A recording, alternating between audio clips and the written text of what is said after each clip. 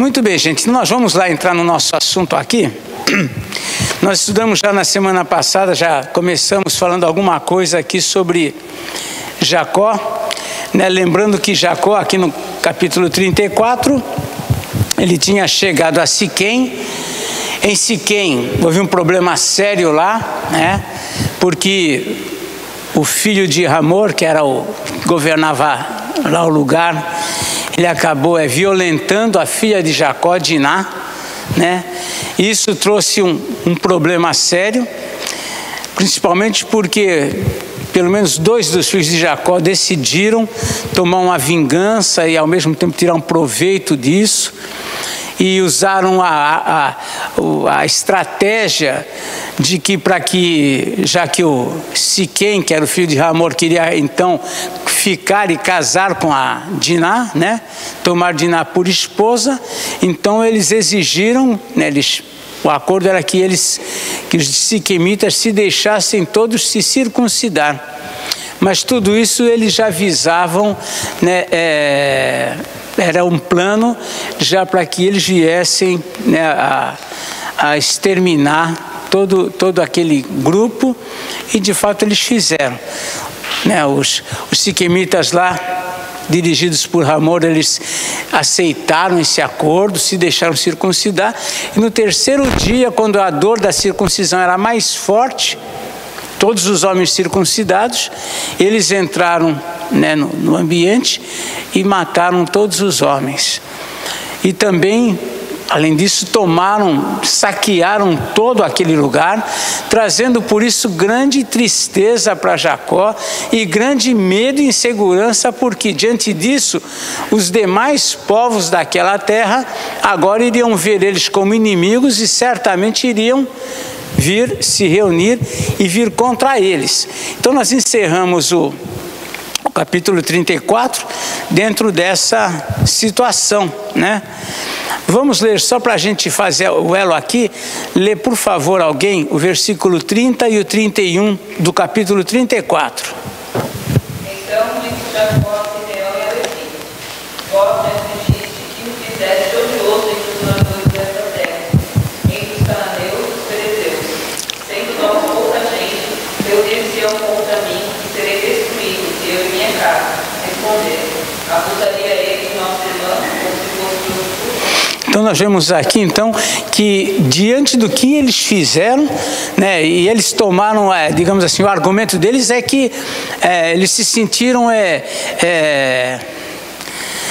ofendidos com aquilo que o Siquém, que era esse moço, teria feito. E em nome disso eles mataram todo mundo, saquearam todo mundo. A gente vai ver mais tarde que Jacó de forma nenhuma concordou com isso que eles fizeram, né? Com essa perversidade, uma maldade, foi algo premeditado, mas ele ficou com medo porque ele percebeu que a partir daí os cananeus, os ferezeus iam se reunir, e eles eram pequenos, era um pequeno grupo diante de todos esses que já moravam ali. Então isso encheu o coração deles de medo. E então eles passaram a ver agora uma crise, porque como que eles iam fazer? E Jacó então se levanta para fugir desse lugar. E é isso que nós vamos ler agora no capítulo 35, versículos 1 a 3, para iniciar. Vamos lá. Disse Deus a Jacó: levanta-te e sobe a Betel e habita ali. Faze-te um altar ao Deus que te apareceu quando fugias da presença de Saul, teu irmão. Então disse Jacó a sua família e a todos os que com ele estavam: lançai fora os deuses estranhos que há no vosso meio, purificai-os e mudai as vossas vestes. Levantemo-nos e subamos a Betel. Farei ali um altar a Deus, que respondeu no dia da minha angústia, e me acompanhou no caminho por outro caminho. Muito bem, nós vamos parar um pouco nessa situação para tirar daqui algumas lições para nós. Nós vamos ver, por exemplo, algumas coisas importantes. Nós vemos que essa crise essa crise gerada pela atitude de Simeão e de Levi, essa crise acabou promovendo mudanças em todo o grupo que estava com Jacó. Esse momento que eles passaram a viver de medo, de insegurança, né? É como alguém que fez uma coisa grave e agora sabe que vai vir consequências de tudo isso que eles fizeram. Então eles estão vivendo um momento crítico ali. E Jacó era o cabeça de todos. Jacó é aquele que foi sozinho para Padã Arã. Lá ele acabou se casando com a Raquel, com Lia, todo aquele contexto que nós já vimos lá anteriormente. Lá ele acabou tendo família, os seus filhos nasceram lá, a maioria dos seus filhos nasceram lá. Lá ele ficou rico, ele se enriqueceu muito e voltou poderosamente. Ele volta temendo encontrar com seu irmão, já vimos todo esse desdobramento. Então ele era o chefe de tudo isso. Ele era o pai de todos os da sua casa, e também era tido como o pai ou como o senhor de todos aqueles servos que o acompanharam desde Padã. Ele era o cabeça, né, de todos os que estavam a seu serviço. E ele usou essa autoridade para levá-los a se posicionar com Deus. Esse é um ponto importante, vemos isso no versículo 2. Disse Jacó à sua família e a todos que com ele estavam: lançai fora os deuses estranhos que há no vosso meio, purificai-vos e mudai as vossas vestes. Nesse momento crítico ele tomou uma posição. Nesse momento em que tudo estava meio perdido, em que o medo estava tomando conta de todo mundo, em que todo mundo pensava: e agora, como que nós vamos fazer? Nessa circunstância, Jacó toma uma medida, se posiciona perante Deus, e ele então diz a esse grupo: lançai fora os deuses estranhos que há no vosso meio. Ele tomou uma posição, tomou uma medida ali que precisava ser tomada. Tudo que poderia interferir na adoração a Yahvé, a Jeová, ao Senhor, tudo que interferia nisso precisava ser tratado. Por quê? Porque ele entendia que numa hora dessa só Deus poderia ajudá-los. Só que para que Deus nos ajudasse, ele entendia: olha, só que não dá para nós contarmos com a ajuda de Deus, com a presença de Deus, com o livramento de Deus, e vocês carregando deuses estranhos no vosso meio. Ele tinha que tomar uma medida, e ele nesse momento ele se posiciona. E a gente aqui pode tirar algumas lições disso. Primeira delas: muitas mudanças, primeiramente começaram na Bíblia, começaram com os cabeças de família. Muitas mudanças começaram com aqueles que eram os cabeças. Nós, às vezes, nas nossas reuniões de homens, a gente apela para isso: olha, você é o cabeça da sua casa. É o responsável, é o que responde. Quando as coisas não vão bem na casa da gente, as pessoas não vão perguntar para a esposa: o que está acontecendo? Vai perguntar para o homem da casa. Salvo uma situação diferente, em que a mulher é que lidera, a mulher é viúva, ou a mulher, por alguma razão, é ela que assume a responsabilidade. Mas fora isso, é o cabeça. E aqui Jacó é esse que toma essa posição. Mas nós vemos na Bíblia, por exemplo, a posição que tomou Josué 24:15, né? Josué 24:15, ele tomou uma posição. Vamos ler lá. Josué capítulo 24, verso 15. Ele já tinha entrado na terra prometida, já tinha cumprido a missão que era dele, de entrar com o povo lá, de o povo dividir a terra para todos eles. E aqui no versículo 15 ele está agora como que concluindo sua missão e dando uma palavra ao povo. Vamos ler o 14 e o 15. Josué 24, 14 e 15. Agora, pois, temei ao Senhor, a servir com integridade e com fidelidade. Deixai fora os deuses aos quais serviam vossos pais, além do Eufrates e do Egito, que serviu ao Senhor. Porém, se vos parece mal servir ao Senhor, escolhei hoje a quem sirvais. Seus deuses a quem serviram vossos pais, que estavam além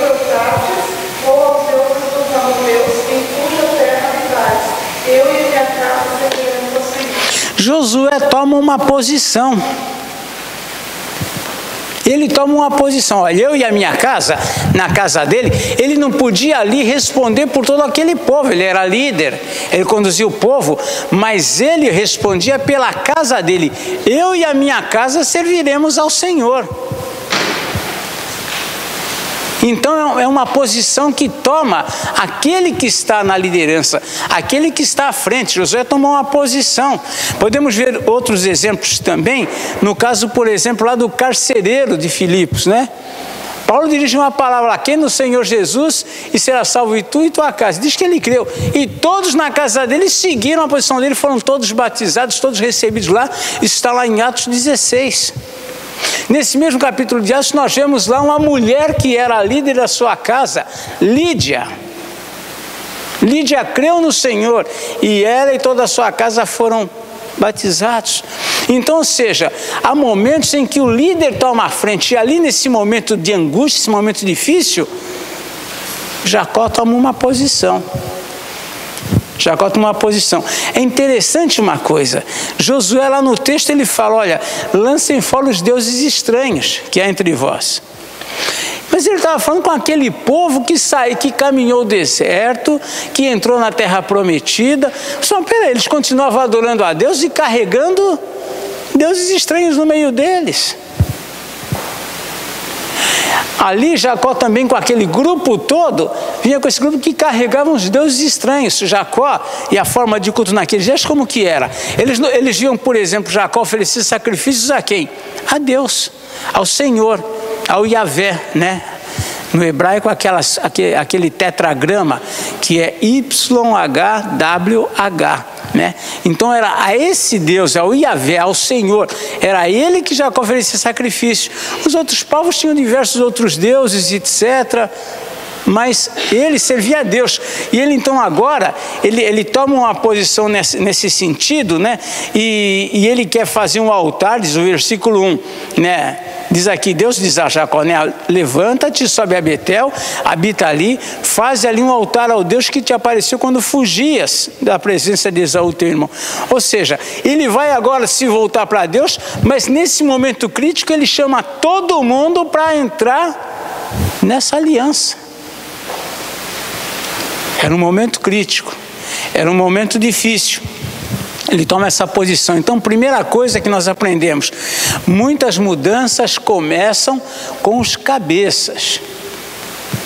Deus pode levantar alguém lá de baixo, Deus pode levantar qualquer um.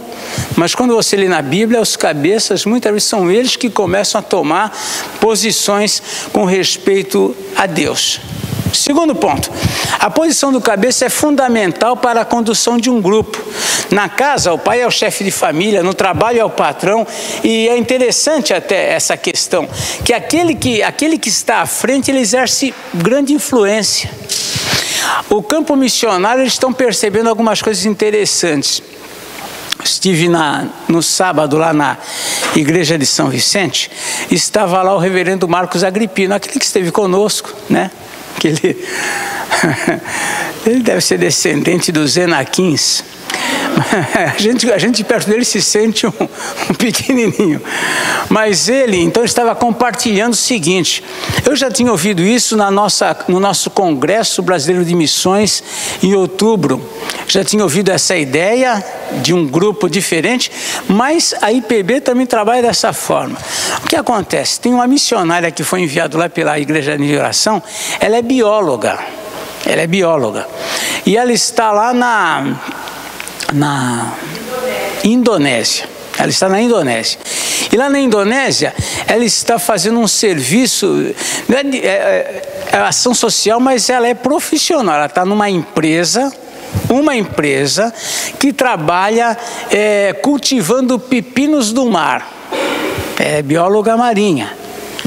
E esse serviço que ela está prestando lá para essa empresa na verdade é uma empresa que é usada pelos cristãos para produzir esse pepino, que é um produto muito caro, que é vendido, quando é vendido a renda vai em prol ali do povo islâmico que mora lá. Ou seja, através dessa ação desse trabalho profissional, eles estão se aproximando e sendo recebidos pelos islâmicos. Isso é semelhante a algo que eu ouvi também no Congresso Brasileiro de Missões, quando alguém compartilhou que ele estava lá na França, se reunindo com um grupo, é um homem de negócios, se reunindo com um grupo na França, para ver o que eles podiam fazer por umas tribos que se encontravam distantes, o que eles podiam fazer. Então eles se reuniam para isso. E quando ele estava indo para lá, com um chofer dele lá, um taxista levando ele, e ele perguntou para o taxista, ele comentou com o taxista o que eles faziam, procurando estratégias para ajudar o povo, e aí vivendo, dar víveres, dar comida, dar remédio, dar água. E aí ele estava discutindo com o taxista só falou para ele: o que nós precisamos aqui é trabalho. E isso mexeu com a ideia dele. Ele falou: peraí, né? A gente está levando alimento, está levando água, está levando isso, trabalho. E eles começaram um projeto de trabalhar com esses povos. Como? Eles eles entram nesses países com uma empresa, um aviário, por exemplo. E nesse aviário, então, eles começaram a dar, eles viam que era uma cultura lá era um país islâmico, a cultura ali era o frango, é algo que eles aceitavam bem.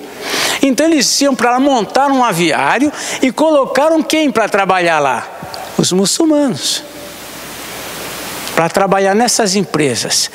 E eles, lógico, é liderado pelos cristãos, que aí, como influência de patrão, eles vão trabalhando com esses povos.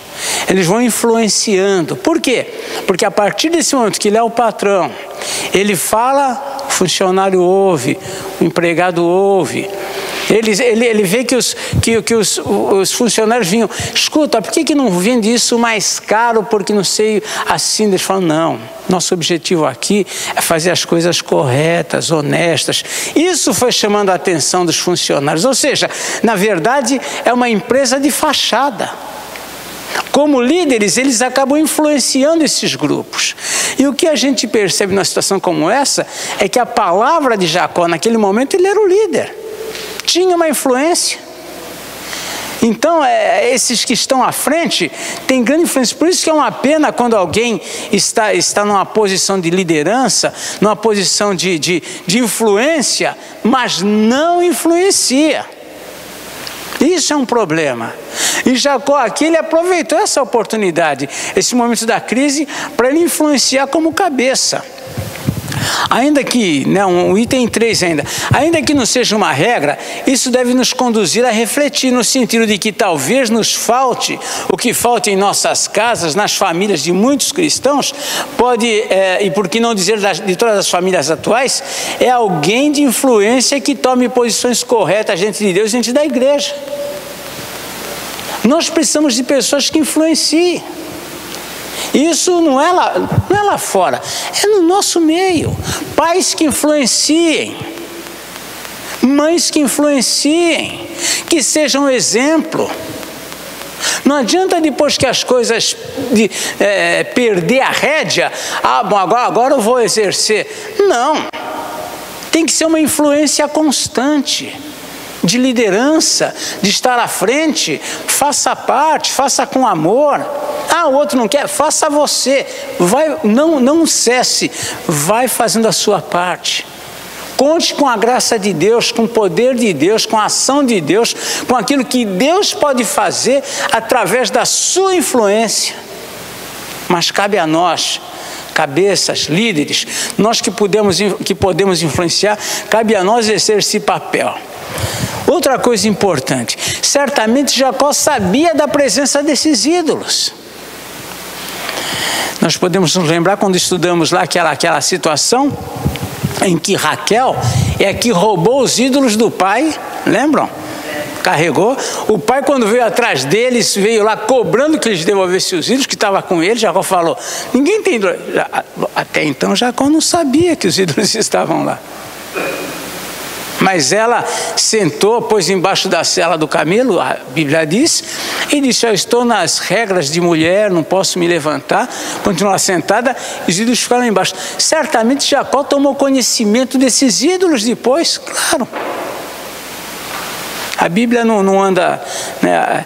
Se a Bíblia fosse um diário, que todos os dias tivesse escrito lá o que aconteceu naquele dia, quantas coisas a gente ia ver, mas não, a Bíblia vai destacando os pontos importantes. A gente vê que Jacó ele estava com todo um grupo, ele era o que conhecia a Deus. Por quê? Porque ele era neto de Abraão. Ele viu seu avô Abraão, com quem ele conviveu, ele viu Abraão oferecer sacrifícios a Deus, adorar o Deus único, enquanto outros povos adoravam de outros deuses, né? Se destaca Abraão e a descendência dele que adoravam um só Deus. Eram monoteístas, não eram politeístas, monoteístas, um só Deus. Ele viu o pai dele, Isaac, adorar o único Deus e ser reconhecido, a influência dele pelos inimigos dele, os filisteus reconheceram, chegaram lá para Isaac e falaram: olha, nós temos visto que o Senhor é contigo. Ele tinha esses modelos. E ele vivia essa realidade. Entretanto, na casa dele, ele não tinha conseguido, ele foi para Arã, ficou lá sozinho adorando o Deus dele, mas os que estavam à volta dele continuavam envolvidos com a idolatria. E Jacó tomou conhecimento disso. Tanto tomava conhecimento que ele sabia que haviam deuses estranhos ali no meio daquele grupo todo que estava com ele. Ele sabia disso. Então, certamente, ele tinha consciência da presença desses ídolos. Podemos imaginar que isso incomodava. É que nem quando, né, a pessoa é convertida, né, mas ele é de uma família idólatra ou vive nessa realidade, e aí ele conhece o Senhor, ele é convertido, ele toma posições, e quando ele chega na casa dele, ele vê que a crença ali é completamente diferente. Isso incomoda.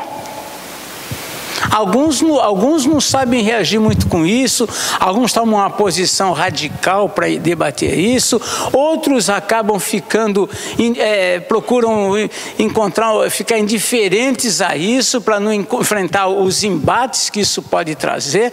O fato é que Jacó sabia que esses deuses estranhos estavam ali no meio do povo, inclusive com pessoas da sua própria família.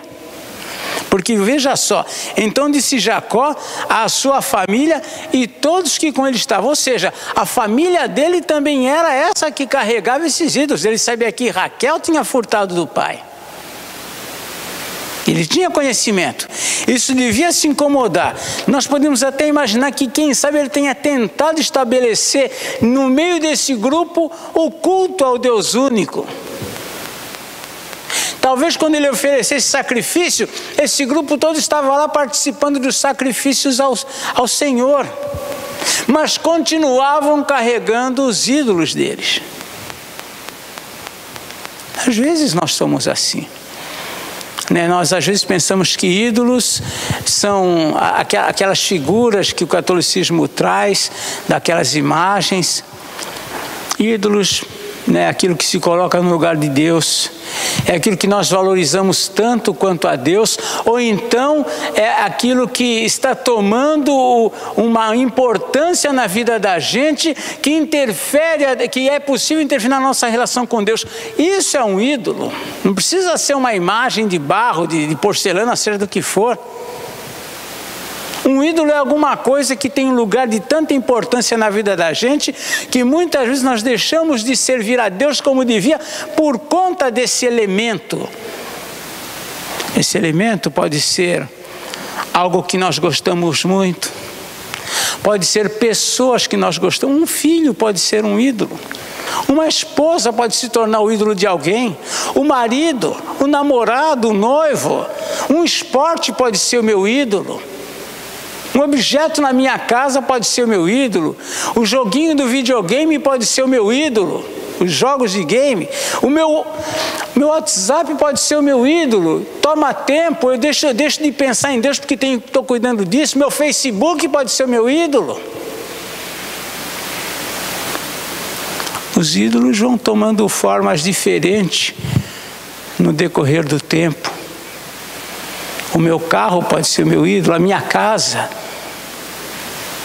Alguma coisa que seja tão importante na minha vida que interfira na minha relação com Deus. Então nós cremos que Jacó talvez quisesse estabelecer no seu meio um culto exclusivo a Deus, mas por certo isso ia demandar em quê? Ia haver conflitos. Por certo, a hora que ele chegasse e tentasse impor um culto exclusivo a Deus, talvez isso fosse despertar dificuldades nos relacionamentos, ia ter que convencer as pessoas disso. Ia haver um debate de opiniões sobre isso. Nós sabemos disso, né? Eu me lembro quando eu conheci o Evangelho, meus pais eram católicos, espíritas, mas eu me lembro muitas vezes, minha mãe depois veio a converter, meu pai anos depois veio a conversão, mas nesse período quando nós conversávamos, não havia uma discussão, mas havia-se uma resistência da parte deles, mais forte do meu pai, que depois se tornou um crente que me envergonhava a maneira como ele pregava o Evangelho, como ele não perdia as oportunidades, mas ele resistia. E quando eu falava de Jesus, ele falava, eu não gosto de radicalismo. Eu falava, pai, eu não estou sendo radical. Mas para ele só o fato de eu defender alguma coisa, isso para ele parecia, ele defendia ele resistia dessa forma. Então, nós vemos aqui que Jacó ele devia enfrentar essa situação de quem sabe que ele estabeleceu um culto exclusivo ao Senhor, entretanto, ia poder demandar conflitos, etc. Mas nós percebemos o quê? Que a crise de temor suscitada por conta daquilo que Simeão e Levi fizeram, acabou promovendo a oportunidade para ele, quem sabe, fazer aquilo que ele há tanto tempo, ele talvez nem pensou nisso, porque naquela hora o que ele precisava era consagrar aquele povo a Deus. O que ele precisava era preparar aquele grupo para se voltar para Deus.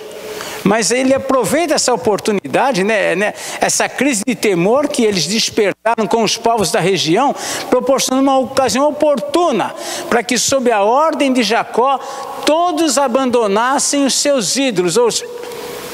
No coração não conseguimos aqui avaliar, mas foi oportuno para que Jacó falasse, olha, nós estamos nessa situação. Nós vamos sair daqui. Deus me disse para ir para Betel, não é isso? Levanta-te, sobe a Betel. Deus me falou para Betel. Mas nós vamos ter que limpar essa área aqui agora. Vamos ter que tirar toda essa tranqueirada daqui. E então é quando ele, nessa posição, ele se dirige a eles aqui, conforme o verso 3, ele diz no verso 2 para lançar fora os deuses. No verso 3 ele continua, levantemos e subamos a Betel, farei ali um altar ao Deus que me respondeu no dia da minha angústia e me acompanhou no caminho por onde andei. Ou seja, é a ele que agora nós vamos nos voltar. Era oportunidade. Era uma crise, era um momento de angústia, era um momento difícil que envolvia todos eles, um momento de medo, mas é essa a ocasião, né? Às vezes nós temos ciência de algumas coisas na vida da gente, na casa da gente, com os amigos, na vida profissional, que precisam ser tratadas. Às vezes nós temos essa consciência, que tem coisas que precisam ser resolvidas. Tem coisas que estão precisando ser colocadas em ordem. Mas a gente sabe que se for mexer naquilo, a gente vai arrumar algumas situações, vamos ter que enfrentar alguns embates, algumas situações. Nós às vezes temos ciência disso. Nem sempre encontramos o momento apropriado para tratar, talvez a gente se sinta fraco para enfrentar os desdobramentos disso, mas não podemos deixar passar as oportunidades. Jacó pegou essa oportunidade. Era uma oportunidade que ele tinha de falar para aquele grupo todo que andava junto com ele, que carregavam ídolos, que ele talvez todo dia ele visse aquele povo, talvez alguma cena, alguma situação. Não sei se eles carregavam lá, né? Como é que é aqueles rosários, né? Não era rosário, mas, né? Mas veio que ele passava, vê o povo rezando, o povo falando com aqueles amuletos, o povo conversando lá com esses ídolos, sei lá, que atitude de adoração ele poderia reparar. Mas agora chegou a oportunidade. Esse era o momento. Todos estavam com medo, todos estavam inseguros, todos queriam uma solução para não passar pelas ameaças que estavam sujeitos ali. E nessa ocasião ele vem e aproveita essa situação para então ele tratar o que precisava ser tratado. Ou seja, a situação em questão nos ensina que as crises podem ocasionalmente vir a ser instrumento fundamental para que mudanças necessárias venham a ocorrer nas nossas vidas. Nós não gostamos de crise. Nós não gostamos de repente nos ver numa situação de apuro, de angústia, de insegurança, que gere medo. Mas muitas vezes é nessa situação de crise, de medo, de insegurança, que muitas coisas que precisam ser mudadas vão poder ser tratadas ali. É isso que nós vemos acontecendo. Há quantos anos talvez Jacó vinha assistindo essa cena? O pessoal carregando objetos que eram amuletos, que eram ídolos, que era isso, que era aquilo. Talvez há tanto tempo aquilo incomodasse, mas agora chegou a oportunidade, né? Na verdade, muitas coisas importantes em nossa vida são tratadas, corrigidas, quando nos vemos em meio às crises. Às vezes é na hora da crise que você pode chegar para aquela pessoa e falar um monte de coisas que ela precisa ouvir, só que se você falasse em outra oportunidade, não ia dar certo. Mas agora, naquele momento de crise, você pode chegar e falar: deixa eu te falar uma coisa. A crise proporciona essas situações extraordinárias. Muitos amadurecem após um período de crise, após um impacto. Acontece algo tão forte na vida da pessoa que gera tanto medo, mas aquilo mexeu com ela. Carcereiro. Um momento de tremenda angústia. Que devo fazer? Olha, ele mesmo se diz: senhores, que devo fazer para que seja salvo? Impacto. Às vezes às vezes o Senhor, na sua soberania, na sua sabedoria, na sua misericórdia, permite que nós passemos por coisas terríveis. Mas como misericórdia para passar coisas terríveis? Porque às vezes é por essas coisas terríveis que Ele vai poder tratar. Lá no livro de Oséias, quando o Senhor está tratando com Oséias e usando a figura de Gomer, que era a esposa infiel dele, para exemplificar como estava Israel diante dele. Israel estava agindo como a atitude de Israel de afastamento e abandono de Deus. O Senhor compara a um adultério. Ele usa a esposa de Gomer, né? Aliás, ele usa Gomer, que era a esposa de Oséias, para mostrar essa realidade. E numa das situações lá, quando ela já tinha praticado com adultério, já estava rebelde, resistente a Oséias. Aí o Senhor diz uma palavra assim: eu a atrairei e a levarei para o deserto, e lá eu falarei ao seu coração. Às vezes é no deserto. O Senhor está falando conosco todos os dias, mas a gente está ocupado demais com tanta coisa para dar ouvidos. A vida traz tantos cuidados, a gente fica ali envolvidos com tudo isso e não tem tempo para ouvir o Senhor. E aí o Senhor, na sua misericórdia, Ele podia dizer: sabe de uma coisa? Eu não preciso de você. Né? Eu não preciso de você. Mas o Senhor tem uma aliança conosco. E Ele então, por amor, Ele nos leva para o deserto. O deserto é difícil. O deserto não tem conforto. O deserto não tem alívios no deserto. O deserto é deserto. Mas Ele sabe que é ali no deserto que a gente vai prestar atenção nele, não tem mais nada para nos distrair, então agora eu vou falar o coração. Que coisa bonita, né, que Deus faz. Era oportuno. Pois não. Essa experiência eu tenho muito no hospital, né? Tudo bem que eu só vou na maternidade, mas ali tem situações difíceis também, que às vezes algumas mães estão passando. E aí eu estou desviada. E o Senhor tem colocado palavras duras nos meus lábios, que às vezes eu falo: Senhor, como que eu falo, confronto dessa maneira, né? Mas eu vejo que naquele momento a pessoa está receptiva. Ele escuta coisas e abre o coração. Verdade. Para voltar para o Senhor. Verdade. É nesse momento que você tem a oportunidade de chegar as crises, né? de Deus e... É isso mesmo, a crise, o medo, a angústia, às vezes proporciona o ambiente favorável para a gente falar do amor de Deus, né? Muito bem, o resultado do que ele fez foi excelente. Vamos lá? Versículo 4, pode ler alguém.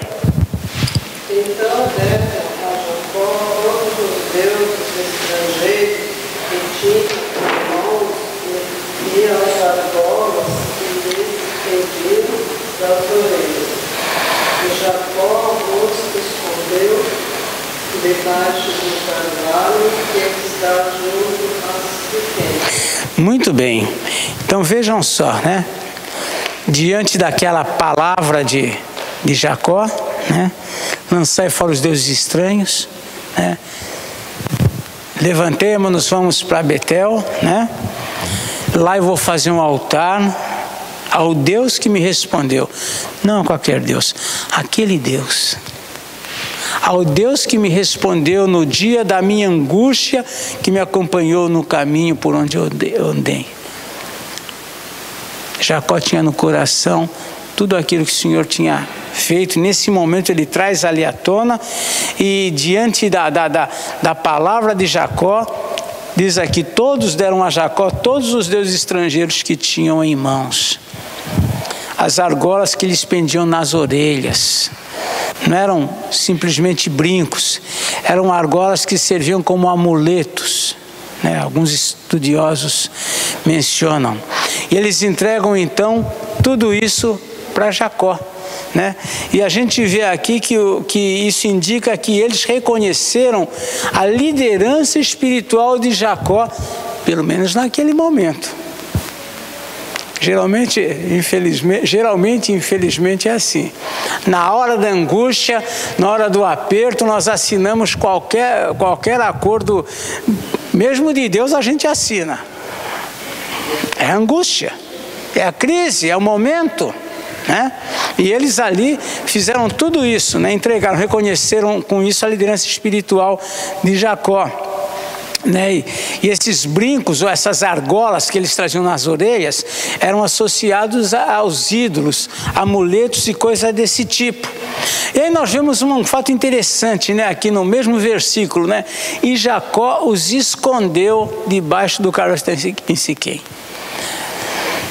Jacó sabia que esse medo, essa crise ia passar. Senão não precisava esconder, jogava em qualquer lugar, né? Mas Jacó escondeu. Ou seja, num lugar onde eles... Quem esconde, esconde no lugar para que outros não achem. Às vezes a pessoa na hora do apuro, ela deixa ali de lado, mas depois passa o apuro, passa o aperto, as coisas vão normalizando e aquilo novamente volta a fazer parte da vida das pessoas. Então nós vemos Jacó aqui nesse momento de crise, assumindo uma posição de liderança, né? Isso ensina todas essas coisas conforme nós mencionamos. É um momento de oportunidade, é um momento difícil, mas é um momento que a gente pode exercer ainda mais a influência como cristãos, como filhos de Deus nesse tempo. Nós não vamos nos aprofundar, mas mais um versículo aqui. Pode ler o versículo 5. Alguém? E tendo eles partido, o terror de Deus invadiu as cidades, que lhes eram circunvizinhas, e não perseguiram os filhos de Jacó. Então vemos aqui o seguinte, né? Jacó fez a sua parte, Deus fez a dele, né? Jacó tomou uma posição, pois, né, tratou com eles para que se livrassem dos ídolos, dos amuletos, de todo objeto de idolatria que eles tinham. E aí eles fizeram assim, Jacó esconde e Deus então age, né? E tendo eles partido, o terror de Deus invadiu as cidades. Como que é isso, né? Terror de Deus. Por alguma razão, esses povos que poderiam se reunir, que eram mais poderosos, Jacó reconhece que eles eram um grupo pequeno para essas nações. Agora essas nações se veem invadidas por um terror, por um medo. É o Senhor agindo, né? É o Senhor fazendo aqui a parte dele, né? Movido pela crise, Jacó proclamou, todos abandonam os ídolos, assim fizeram, e pelo menos no que se refere aos objetos, eles se desfizeram, e Deus faz com que todos os povos dessa terra sentissem profundo medo, né? Aqui diz, o terror de Deus invadiu as cidades, e eles não perseguiram a Jacó. Foi o resultado aqui dessa posição. Nós não temos como esclarecer esse instrumento de Deus, né, que infunde pânico nessas pessoas. Nós não temos como esclarecer isso, né? Esses povos na mente e no coração tomados de medo. Nós podemos, mas a Bíblia mostra diversas situações desse tipo, né? Quando Josué invadiu Jericó, lembram? Que foram lá os espias e ficaram ouvindo a conversa das pessoas lá, o medo que eles estavam já do povo de Israel, que estava eles ouvindo aquele medo. Então, por vezes na Bíblia mostra essa situação lá em Êxodo 23. Vamos lá, só para esse texto aqui para a gente encerrar. Êxodo 23, versículo 27.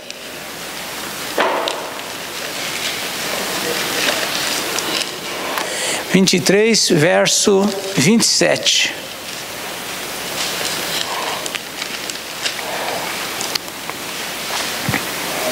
Enviarei o meu terror diante de ti, confundindo o calor do povo quando eu trago. Pode ler. E todos os teus inimigos te voltem nação. Deus está dizendo aqui para Moisés, né? Eu enviarei o meu terror diante de ti, né? É um sentimento de medo, era algo espiritual, sobrenatural. Aquelas pessoas ficavam com medo de Israel. Alguma coisa fazia eles temerem muito. É algo que Deus promovia, né? Vemos isso nessa situação aqui, ainda lá em Josué 2:9, né? Aliás, Josué 2, versículo 9.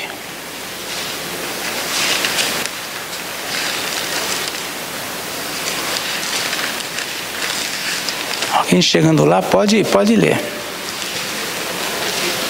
Ele disse: bem sei que o Senhor nos deu essa terra, e que o favor que infundisse caiu sobre nós, e que todos os moradores da terra estão desmaiados. Olha só, né? Aqui a situação aqui é Rabi que está dizendo, né? Bem sei, olha as palavras, né? Bem sei que o Senhor vos deu esta terra e que o pavor que infundis caiu sobre nós. Todos os moradores da terra estão desmaiados, né? Desanimados de coração, sem força. Como que alguém nessa condição vai oferecer resistência? Então, Deus fez com que Jacó saísse daquela terra, mesmo sendo um grupo pequeno, ninguém teve coragem de perseguir. Acho que é por isso que algumas igrejas pregam tanto, né? Que Deus vai fazer, Deus vai fazer. Deus pode fazer mesmo. Mas nem sempre os nossos inimigos ficam aterrorizados diante da gente. Irmãos, nós vamos encerrar hoje aqui. A gente continua a semana que vem, se Deus quiser.